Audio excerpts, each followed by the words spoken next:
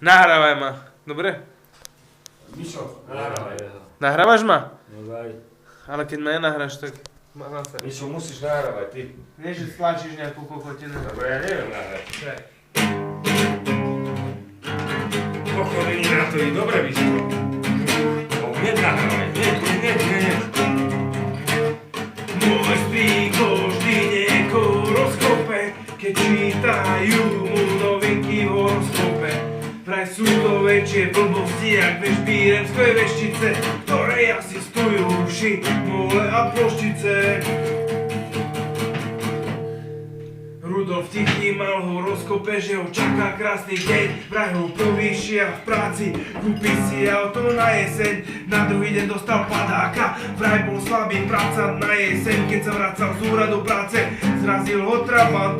Robert Vidla sa tešil, keď si v horoskope prečítal, že sa mu zlepší vzťah s manželkou, to by veru uvítal.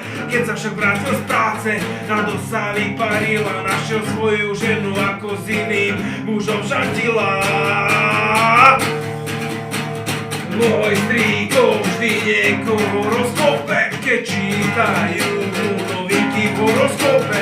Tak sú to väčšie blbosti, jak bežbíromské veštice, ktoré asistujú uši, kole a ploštice. Zoltán Makatoš mal v horoskope, že sa mu bude dariť v biznise. Jediný biznis, ktorý mal, boli autogramy na úrade práce. Cestou domov sa mu podarilo pani Novú obšťastiť a jedného nešťastníka trabantom po život pripraviť. Dedo Karči čítal nepravou nohou, ráno vykročí z postele, vraj potom sa mu bude dariť aj bez chlastu prežiť dni veselé. Škoda, že od vojny nohu nemal, odtrhla mu ju vína, a tak sa zasmiala, dal si ďalší pohár vína.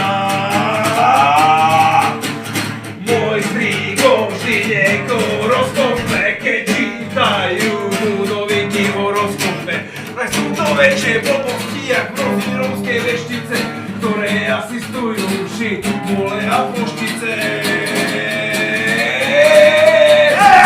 Vestine a horoskopy, myslíte si, že som tupý, chodte otravovať ľudí, čo žerú LSD a huby.